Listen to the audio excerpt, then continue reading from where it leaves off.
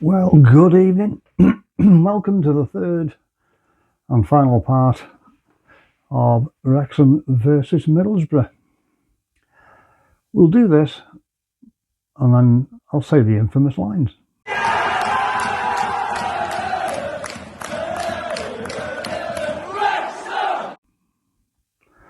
Welcome back to Eargard Wrexham. My name is Steve Jones. Well, I've done the first two games which covered Wrexham versus Middlesbrough in the FA Cup.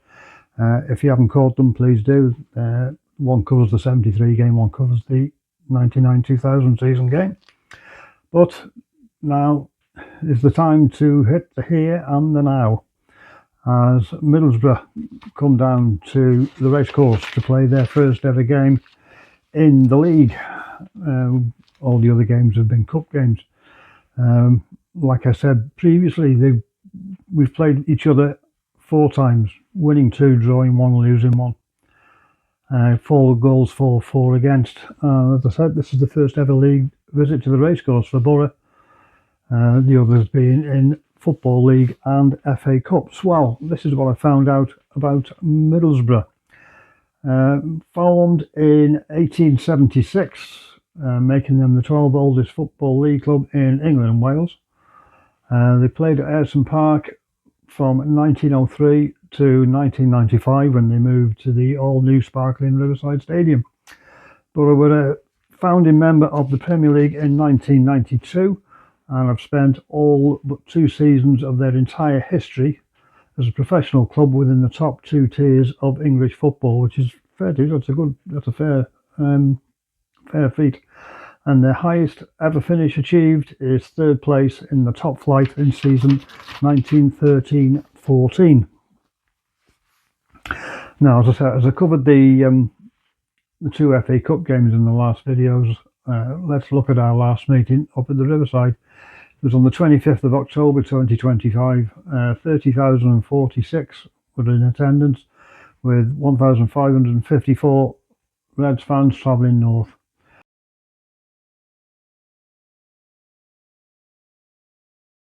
Um, 3 p.m. kickoff, and the 2 sides lined up like this for Borough: Sol Bryn, Callum Britton, Dale Fry, Alfie Jones, Matt Targett, Aidan Morris, Aidan Hackney, Morgan Whittaker, Sverek and Pine, Delano Birchog and Kaylee Sane. The subs being McLaughlin, Ayling, Bangura, Brown, Conway, Hanson, McGee, Silvera and Strelick. And Wrexham Phil Parkey went with Arthur Quancro, Lewis Brunt, Max Cleworth, Dom Hyam the captain, Gabore, Longman, Dobson, James, Thompson, Windass and more. And on the bench, Burton, Barnett, Cody, Kakache, O'Brien, Broaded, Hardy, Smith and Dan Scarr. Now, I've done a little bit of a brief report on the game. Josh Windass scored his 4th goal of the season, but despite a late equaliser, so Wrexham head home with just a point. That Josh Windass goal was a deflected strike. He opened the scoring in 7 minutes. Hayden Hackney levelled with a header on 80 minutes. Kiefer Moore was unlucky with a headed effort that hit the bar. Borough thought they'd secured the win late on through Ayling, but a tremendous stop from Arthur Quancro secured the point for Wrexham. Now, 22 players have played for both now in the current crop: Lewis O'Brien and Davis Keeler-Dunn. But keepers Sam Russell, Andy Dibble, Luke Coddington, along with Neil Taylor, Mark Wilson, T.P. Griffiths, Richie DeLate, Phil Bursma, Billy Ashcroft, and of course former manager John Neal is another link. Now, on this day, which will be the 2nd of course, we've played 18, won 8, drawn 5, lost 5, with a goal difference of 28-4 and 22 against. Significant games on this day: 1987 as a 3-0 away win at Swansea in Division 4. In 1988, a 2-1 away win at Rochdale, again in Division 4. 1992, 2-1 away win at Burnley, again in Division 4. 1998, a 3-1 away win at Southend in League Two. Now, birthdays. Not too many on this day.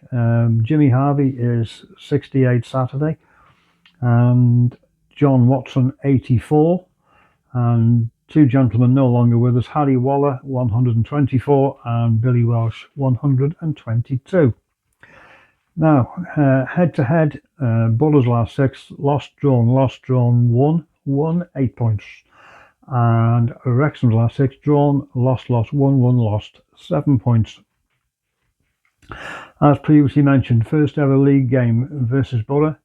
Wrexham have won their first home game against an opponent in 7 out of 10 occasions in Leagues 1 and 2, the most recent being the 5-3 win versus Ipswich, of course. And Wrexham have won the final game of the season in each of the last Football League seasons, which is a club record. Borough, on the other hand, have lost their final game in 3 of the last Championship seasons, with losses and draws. Now then, I'm not looking forward to this bit. This is what I can make of the permutations. I've gone through various websites and try and make it as easy as possible. So, bear with. Ipswich will go up if they beat QPR. Draw, then Millwall and Borough fail to win. Draw, Millwall fail to win while Borough win, but with a margin of 5 goals or less. This is how tight this league is this season. It's madness. Millwall will go up if they beat Oxford and Ipswich lose to QPR. Draw and Ipswich lose by the impossible 18-goal margin, which I don't see happening, and Borough fail to win. Borough will go up if they beat Wrexham and Ipswich and Millwall lose, and they beat Wrexham by a 6-goal margin, and Millwall fail to win and Ipswich draw. This is how convoluted this playoff is. To reach the playoffs, Wrexham need to equal or better the results of Derby and Hull. Hull need to better our result. They can afford to lose, provided Wrexham lose by more than 1 and Derby lose. Derby will hit the playoffs if they better the results of Wrexham and Hull, and they can draw, but only if Wrexham and Hull lose. That, I think, and I'll hold my hands up, that's as easy as I can get my tiny little brain around it.